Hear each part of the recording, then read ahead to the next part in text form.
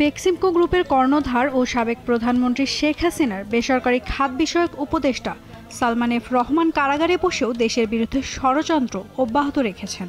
Mobile ফোনে তিনি ভারতে অবস্থানরত শেখ হাসিনা সহ আওয়ামী লীগের অনেক নেতার সঙ্গে যোগাযোগ রাখছেন।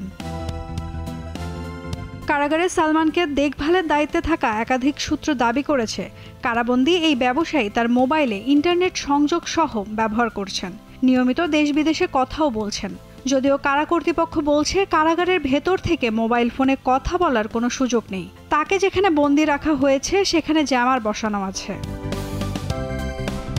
বৈষম্য বিরোধী ছাত্র জনতার অভ্যুত্থানে গত ৫ আগস্ট সাবেক প্রধানমন্ত্রী শেখ হাসিনা ভারতে পালিয়ে যাওয়ার পরই আত্মগোপনে চলে যান সালমান এফ রহমান। বেশ কয়েকদিন পালিয়ে থাকার পর গত ১৩ই আগস্ট সাবেক আইনমন্ত্রী আনিসুল হক সহ পালানোর সময় রাজধানীর সদরঘাট থেকে তাদের গ্রেফতার করা হয়।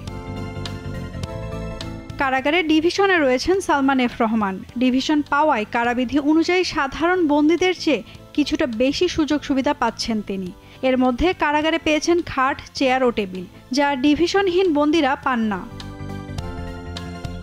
জানা গেছে কারাগারে বসে ভারতে অবস্থানরত সাবেক প্রধানমন্ত্রী শেখ হাসিনার সঙ্গে মোবাইল ফোনে যোগাযোগের সুযোগ পাচ্ছেন সালমান এফ রহমান। অসাধু কারারক্ষীদের ম্যানেজ করে মোবাইল ফোন ব্যবহারের সুযোগ পাচ্ছেন তিনি, যাতে ইন্টারনেট সংযোগ থাকায় বিশ্বজুড়ে যোগাযোগের সুযোগ মিলছে তার। আর এই যোগাযোগের মাধ্যমে দেশের বিরুদ্ধে ষড়যন্ত্র করছেন তিনি। কারা বিশ্লেষকরা বলছেন, কারাগারে যারা দায়িত্ব পালন করেন তাদের মাধ্যমে মোবাইল ফোন ব্যবহারের সুযোগ পান বন্দীরা।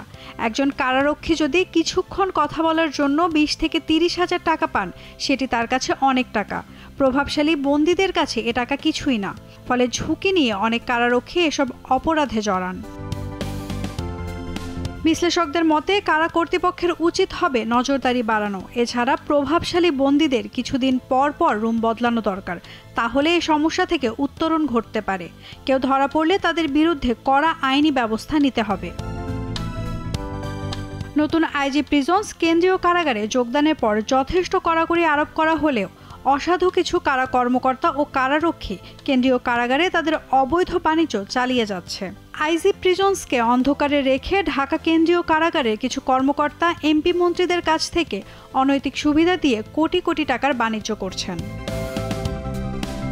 গত 18 সেপ্টেম্বর সিআইডি জানায়, রফতানি বাণিজ্যের আড়ালে প্রায় ১,০০০ কোটি টাকা বা ৮৩ মিলিয়ন মার্কিন ডলার বিদেশে পাচারের অভিযোগে সালমান এফ রহমান সহ ২৮ জনের বিরুদ্ধে ১৭টি মামলা করেছে সিআইডি। মানি লন্ডারিং প্রতিরোধ আইন ও বিধি অনুযায়ী পরিচালিত সিআইডির অনুসন্ধানে বেক্সিমকো গ্রুপের প্রতিষ্ঠাতা vice chairman Salman F Rahman ও তার ভাই বেক্সিমকো গ্রুপের চেয়ারম্যান এএসএফ রহমানের বিরুদ্ধে অর্থ পাচারের অভিযোগের প্রাথমিক সত্যতা মিলেছে।